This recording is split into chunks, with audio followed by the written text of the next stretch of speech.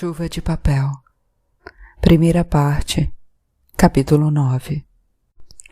Quando as primeiras notícias sobre a pandemia começaram a aparecer na TV, isolam do mundo um homem e uma mulher, vivendo juntos e em quartos separados num apartamento nos fundos do primeiro andar de um prédio de pastilhas amarelas e pilotis na Tijuca. Muitos anos atrás, quando a filha da mulher era pequena, havia na frente do prédio um lago com vitórias régias e carpas laranja. O movimento harmônico das carpas e a beleza tranquila das plantas aquáticas davam ao prédio uma sofisticação original, colocando-o numa posição superior em relação aos outros prédios da rua.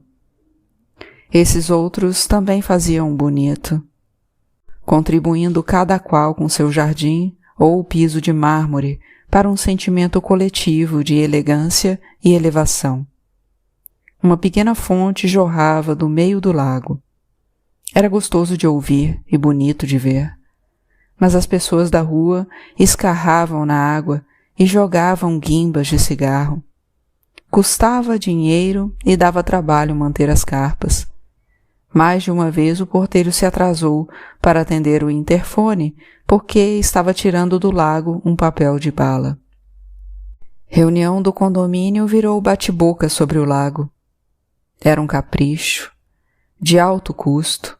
Estava difícil para todo mundo. Olha por onde vai a inflação.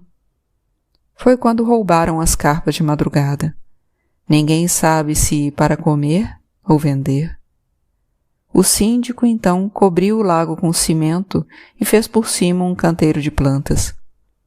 As plantas nunca vingaram, segundo os vizinhos, por causa de uma caveira de burro enterrada ali, a mesma que, aliás, devia ter contribuído para o sumiço das carpas.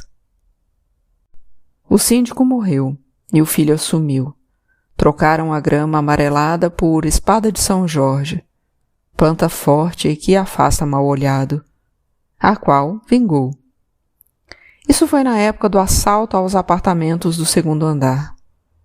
Estacionaram um caminhão de mudança na frente do prédio, e dali saíram 6 ladrões de macacão cinza e pinta de trabalhador. Levaram de tudo.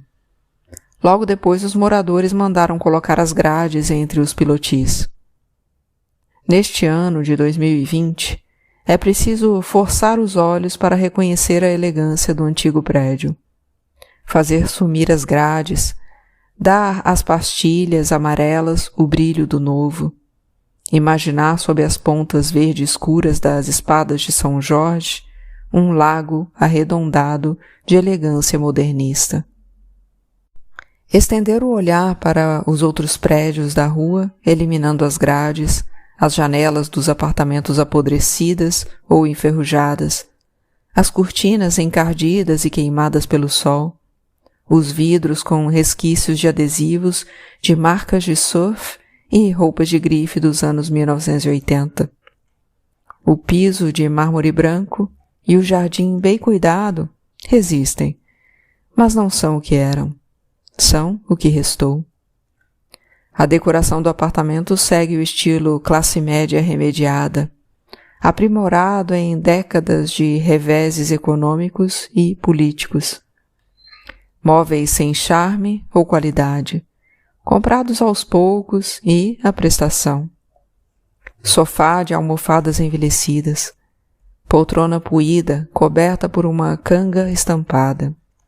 Era da filha da mulher, que saiu de casa para se casar e deixou no fundo do armário os pertences indesejados. Há no apartamento outros resquícios da sua passagem em objetos de uma infância distante. A bonequinha vestida como baiana, empoeirada e com feições mal pintadas, na quina da tábua de compensado sobre a banheira azul. Águas de colônia Johnson, elásticos coloridos de cabelo, lençóis com estampa de castelo e fadinhas, jogos de tabuleiro, quebra-cabeças. Na parede junto à mesa de jantar há 6 pratos decorativos de porcelana azul. Há uma figa de madeira sob o batente da porta de entrada, porta-retratos e um aviãozinho de metal na estante, junto aos 5 tomos de um dicionário de plantas medicinais. Há um quadro de Marina, do meu irmão que era aquarelista, a mulher explica ao homem, na primeira semana de convívio. Quando o homem olha a pintura com um barquinho sobre um mar em tons de azul, ele imagina o irmão da mulher, nem velho, nem novo, com a camisa manchada de tinta, sentado no parapeito da Praia da Urca e de frente para a tela do cavalete, declarando a cada pincelada um amor sem pretensões pela arte. Na cozinha, a geladeira precisa ser descongelada de tempos em tempos para eliminar a grossa camada de gelo grudada aos potes no freezer. Ela já foi consertada mais de uma vez e a cada 5 minutos solta um rugido de motoca junto às sanfonas com gás. A geladeira é pequena e estreita. O fogão é pequeno e estreito. O apartamento é pequeno e estreito, como centenas de milhares de outros no Rio de Janeiro. Há décadas imobiliárias espremem famílias em prédios altos. Uma estante, um passo. A mesinha de centro, um passo. O sofá. Acabou. 2 passos e a mesa de jantar. 2 passos e a cozinha. Na cozinha, só é preciso virar o corpo para se mover no triângulo pia, fogão, geladeira. Depois de um passo vem a área de serviço, coberta em dimensão por uma performance de Cristo Redentor. Um adulto de braços abertos toca o basculante e a porta do banheiro de empregada, enquanto encosta um umbigo no tanque de louça branca sob o varal. É um apartamento comum, mobiliado ordinariamente, mas com o presente de um respiro na extensão de um pátio interno. Muitos anos atrás, havia no pátio vasos com samambaias frondosas e uma cadeira de praia ainda nova, onde a mulher se sentava para ver uma menina de cabelos encaracolados andar de velocípede. Hoje resta uma torneira sem uso, pendendo de uma parede escurecida por mofo, e um vaso de barro lascado com terra seca. Um homem e uma mulher, vivendo em quartos separados, num apartamento nos fundos do primeiro andar de um prédio de pastilhas amarelas e pilotis na Tijuca. Ele está sempre quieto. Ela vê televisão, escreve num caderno e se repete no telefone. Ele nunca passou tanto tempo no mesmo lugar, o mesmo lugar do qual ela nunca saiu. Em que você está pensando? Ela às vezes pergunta, quando se incomoda com o silêncio a 2. Em nada, ele responde, acariciando a barba branca como se fosse o dorso de um gato. Sei. No quadro que seu irmão pintou. Os dois contemplam a imagem de Marina. No fim da carreira, Pedro começou a ganhar dinheiro. Esse eu não vendo por nada nesse mundo. Ela tem os olhos vivos e desconfiados. Ele está sempre com a cara miserável de quem foi traído no mesmo dia da demissão. Às vezes ele acha que ela o admira. Ele gosta. No início do ano, pouco antes de ele chegar, ela costumava deixar o apartamento de tarde para se sentar no banquinho junto à mesa do porteiro Rodney. Ela falava com o porteiro, mas o porteiro não falava com ela. Depois se levantava e subia pelo elevador. Capítulo 10. Ele tinha visto mais de um homem agonizar a poucos passos de onde estava, segurando o bloco e a caneta. Eram mortes obscenas, desprovidas do simples recato de uma cortina separando os pacientes no hospital, ou da porta fechada de um quarto aquecido pela presença de quem se ama. As mortes que Joel tinha visto lhe pareciam, na ilusão do medo que experimentava, contagiosas. Baixava os olhos por nojo e respeito e queria fugir. Havia também essa outra força que o impelia a se aproximar do homem em agonia. Os policiais já teriam ido embora e Joel, atrás do barraco ou perto de um muro, sabia o que devia fazer. Ele devia prender a caneta no bloco de notas para guardá-los no bolso da calça. Deveria colocar a cabeça suada e com sangue no colo. Ele deveria prover um consolo. Ele deveria. O que o meliante disse antes de morrer? O chefe de reportagem perguntava. Ele estava morrendo. Queria silêncio. Mas tem que ter dito alguma coisa. Era só você e ele no barraco. O policial atirou e sumiu. Ele pode ter deixado uma mensagem para a mãe ou para a amante. Que foi que o meliante disse? O nome dele era José de Arimateia, 21 anos, casado e com um filho. Que foi que ele disse para os filhos? O filho é só um e acabou de nascer. Mas você perguntou como ele estava se sentindo? Ele pediu perdão a Deus? Rezou o Pai Nosso, Ave Maria? Um dos tiros atravessou o pulmão e deu embolia. Ele estava se afogando com sangue. Caiu a matéria do assaltante gago.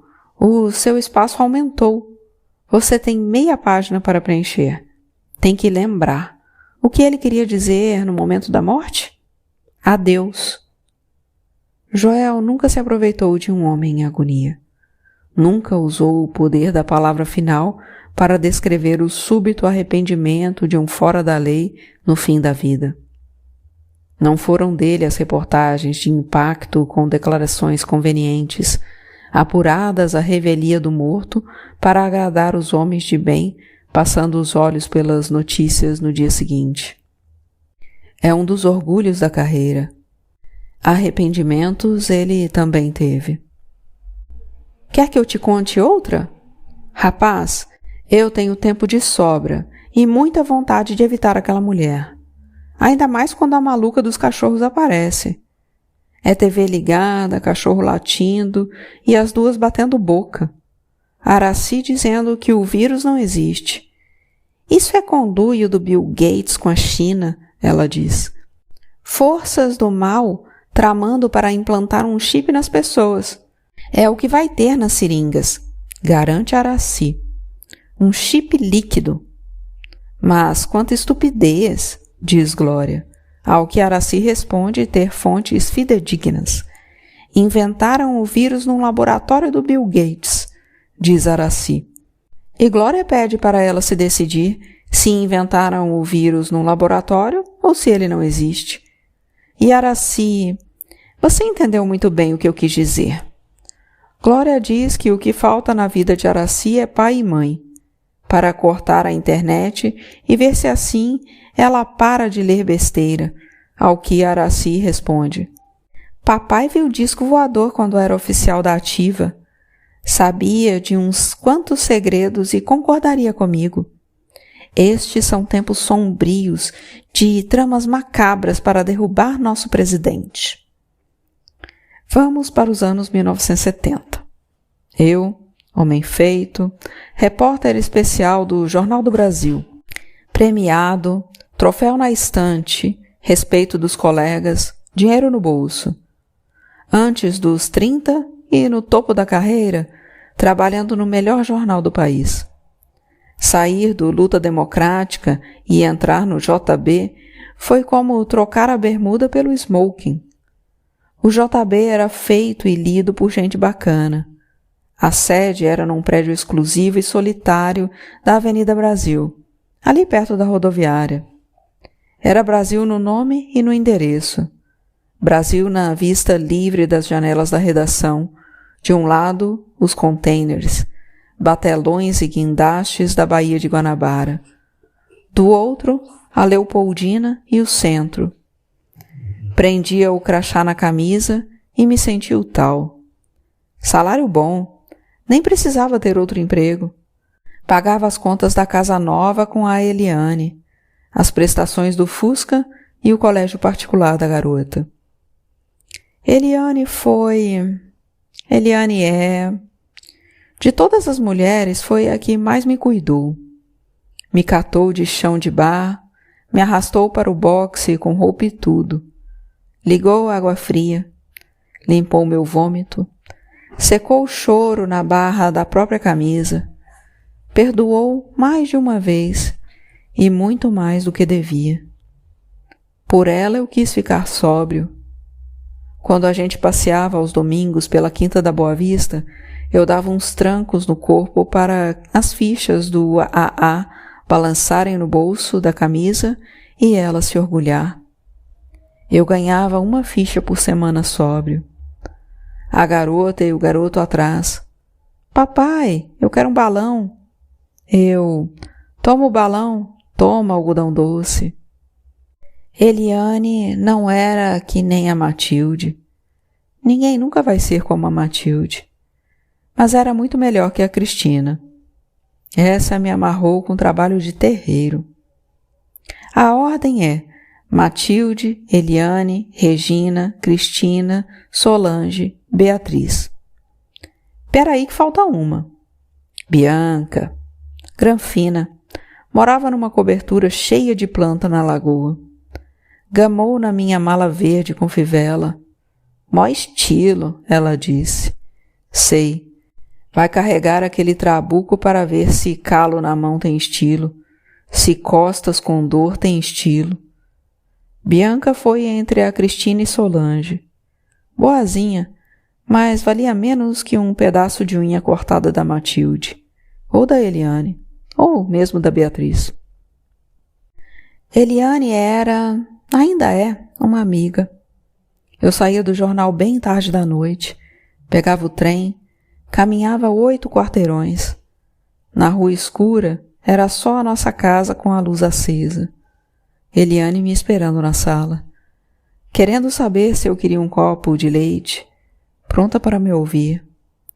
Tá brabo, eu dizia. Velhinho no banco da praça morto há 2 dias, dedos comidos por ratos. Godofredo fez a foto. Milico censurou. Disseram que vão reformar o asilo em São Gonçalo. E talvez reformem o tempo lá deles, para os nossos filhos poderem usar. A ditadura comia solta, mas apesar do regime, ou por causa dele, havia a esperança de que era passageiro, e em alguma hora iria melhorar. Acho que era por isso que eu ainda contava o meu dia para Eliane. E porque eu era novo. Então, os anos 1970, Brasil indo para frente, mas só na superfície, para gringo ver e otário acreditar. Escrevi muita reportagem com o umbigo de milico no meu ouvido, vendo com o canto do olho o 38 na cintura. Perspectiva é isso, e eficiência. A reportagem nem precisava ficar pronta para o milico cortar. Eu mesmo censurava antes de escrever. Parágrafos saíam comportados que era uma beleza, moldados pela mentira da omissão. E o milico ali, averiguando se tudo estava dentro dos conformes, de acordo com a moral e os bons costumes, querendo saber se a história era condizente com o bem-estar da sociedade. Sei. Nas décadas anteriores havia essa tendência do jornalismo cascata, espécie de bisavô da fake news. Também irresponsável e canalha, só que mais ingênuo e muito menos nocivo. Repórter exagerava para manter o emprego, vender jornal e agradar o patrão. Com a ditadura deu-se o contrário. Repórter não inventava, mas notícia ruim era censurada, justo porque era verdade. Era imoral, os milicos diziam. E eu me lembro de um surto de meningite que eles mandaram abafar. Teve a questão da venda ilegal de urânio para o Iraque. O esquema passou tanto tempo sem ser revelado que a essa altura deixou de ter acontecido. montão de negociata para fazer a Transamazônica.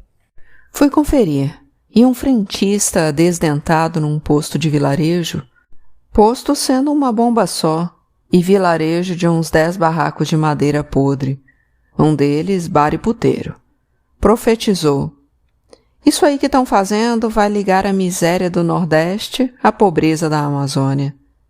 Ligou? Porra nenhuma, porque nunca terminaram. Saiu no jornal? Só denunciaram o fracasso 10 anos depois. Era por aí. Mas com ou sem censura, as histórias da cidade prosseguiam. Havia um padrão nas ocorrências. Verão, temporais catastróficos, desabamentos e inundações, mortos e desabrigados, casos de tifo, febre amarela e peste bubônica. Carnaval, mortes passionais e homens de bem sofrendo infarto devido aos excessos da festa. Junho, balões incendiando subúrbios e florestas, acidentes com fogos de artifício. Julho ou agosto, reportagens sobre o dia mais frio do ano, com foto de indigente morto na rua sob o cobertor. Férias escolares, aumento dos casos de violência doméstica e abuso de menor. Dezembro, mês dos suicídios. Janeiro, mês das mortes naturais, dos velhos sem ânimo para o tranco de outro ano. Às sextas-feiras, malandro queria dinheiro no bolso para o fim de semana e tome de assaltar banco e casa de bacana na Zona Sul. Alguns assuntos ignoravam o calendário. Menino de rua, por exemplo. Mesma história, de novo e de novo. Fugiu de casa por causa de fome ou de surra. Era engraxate, mas o moço mal destruiu a caixinha. Fazia biscate na feira e roubava para comer. Pedia esmola, mas o homem de terno chutava. Então veio a raiva e começou a roubar. Assim. Então, em outubro de 1978, acho eu, o chefe de reportagem disse: levaram a carteira do meu cunhado ali perto da bolsa. É outro bando de pivete. Vai lá fazer reportagem. Passei numa lanchonete da rua Buenos Aires, comprei a bandeja de salgado e 6 garrafas de guaraná. Na hora de pagar, apontei as balas de frumelo do baleiro. Quero todas. Pode botar num saco. Segui pela 1º de março até a Candelária, na direção contrária do monte de gente descendo dos ônibus para o expediente da Rua da Assembleia. Era primavera, dia fresco e de sol, depois de um toró na madrugada. O centro ficava ainda mais bonito depois de um banho. As paredes dos prédios e dos sobrados se livravam da poeira encardida das válvulas de escape. O granito das marquises voltava a brilhar. As folhas das árvores retomavam o viço. O ar perdia o futum de lixo se decompondo, das fezes de gente e de bicho, e dos ninhos de rato e barata. Tinha ali uma ilusão de recomeço. Totó me viu de longe, veio andando na minha direção. Vestia short. Oi, tio. Já disse que não sou teu tio. Faz tempo que tu não vem, tio. E vou vir para escrever a mesma história? Leitor precisa esquecer que já leu sobre vocês. Então eu venho e escrevo de novo. Me disseram que vocês agora estão assaltando os aposentados que saem do Banco do Brasil na Rua do Ouvidor. Aí a polícia vem e prende, dá porrada. Tu já sabe como é. Dá porrada com a gente assaltando ou deixando de assaltar. Deixei meu número para quando você precisasse. Liguei quando levaram o Bidu. Chamou e ninguém atendeu. O orelhão comeu minha ficha. Consegui outra, liguei e deixei recado. Quantos vocês são agora? Uns 12, 15. Tem uns que vão e vêm. Me conte as novidades. Vou ser pai, ele disse, apontando uma menina dobrando um cobertor em frente a uma das portas fechadas da Candelária. Sobre o piso de pedras portuguesas, as outras crianças dormiam amontoadas, corpo encolhido por dentro das camisas, os joelhos esticando o tecido. Que responsabilidade, respondi. Totó ficou sério. Engoliu uma saliva grossa.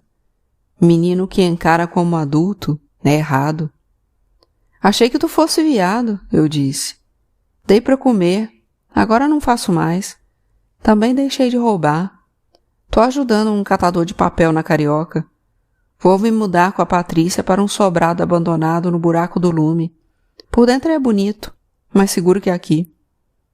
De longe ele olhava a namorada. Rapaz, ali tinha amor.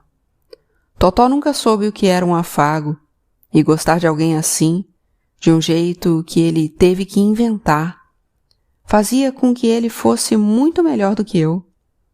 Tá certo que eu tive uma infância horrível, mas tive casa e tive minha mãe. A menina grávida acabou de dobrar o cobertor. Estava desconfiada, mãos descansando na cintura. É o tio do jornal, gritou Totó. Ela veio chegando, pernas finas, cabelos foscos, corpo emborcando para trás. Barrigão na frente parecendo muito errado. Como se fosse, deixa eu ver, uma caixa d'água. Sorriu mostrando os dentes cariados. Oi, tio, tu me consegue o enxoval do Fernando? Fomos até as outras crianças. Abriu o pacote dos salgados. Mãozinhas sujas, com unhas encardidas, cobriram a comida. É assim que se conta uma história, escolhendo as peças que se complementam. Não com a rigidez de um quebra-cabeça, mas com as possibilidades das peças de Lego. A gente liga uma à outra peça e faz algo maior, original. Ficou bonita essa história. Eu falava sobre uma cidade paralela de crianças, mantendo-se à sombra dos arranha-céus do centro. Totó e Patrícia, dormindo no salão outrora soberbo de um sobrado abandonado. Leitor adora a opulência em frangalhos. Hoje parece piegas, mas naquela época a gente era mais sentimental. Foi capa do JB de domingo. Totó e Patrícia abraçados no topo da página. Tarja preta e mequetrefe cobrindo os olhos dos dois, a boca com cáries e a barriga dela, imorais. As cartas começaram a chegar na terça, escala de opiniões ferrenhas, cada uma como os dois olhos da cara do leitor, intransferíveis. Um absurdo, diziam. Eu quero adotar. Eu quero processar o Estado. Mata enforcado para poupar bala. Trabalhador quer botar o país em ordem, mas fracassa porque comunista protege pivete. Mês passado, minha mãe foi comprar pão e voltou sem aliança. 35 anos de casamento estavam nos riscos daquele anel. Senhor repórter, que a essa altura deve estar derretido para vagabundo cheirar cola. E o pior é que podia ser pior. Tia do conhecido de um amigo, cortaram o dedo para levar o anel de latão. Vizinha da minha prima, ameaçaram com a faca peixeira enquanto cortava o cabelo para vender e fazer peruca. Levei a reportagem para Totó e Patrícia. Levei também uma sacola das sendas com as roupas de neném que estavam pequenas no meu filho, primogênito, que tive com a Eliane. Dono de oficina em Cabo Frio, não fala comigo. Li para os dois. Totó estava sério. Você deu o endereço da minha casa. Rapaz, agora tu é famoso. Ninguém vai se meter com você. Patrícia reclamou da foto. Só aparecem meus dentes feios. Defeito de impressão. Nos outros jornais saiu direitinho. Pelas frestas das tábuas cobrindo os janelões apodrecidos do sobrado, chegava o zum-zum-zum das pessoas na rua e os gritos de um camelô vendendo elixir para os nervos. Ele está de olhos fechados no chuveiro, água morna caindo sobre o rosto. Houve uma batida na porta. Meu chuveiro não é cachoeira. Glória grita. O quê? Meu chuveiro não é cachoeira. Estou lavando a cabeça. Você só tem uma. Ele era tão novo, quando fez a reportagem sobre Totó, Glória bate de novo na porta. Se não sair por bem, vai sair por mal. Você vai arrombar a porta? E ter ainda mais despesa e aporrinhação por sua causa? De modo algum. Eu sei abrir pelo lado de fora. Você quer é ver homem pelado. Com pentelho branco? Ah, só se for para me assustar. Dispenso. Araci me deu de presente o calendário dos bombeiros de sunga. Eu sei que você gosta de me ter por perto. Acorda e passa batom. Disse para sei lá quem no telefone que eu era muito bem apessoado. Eu não nasci ontem. Nasceu antes de anteontem.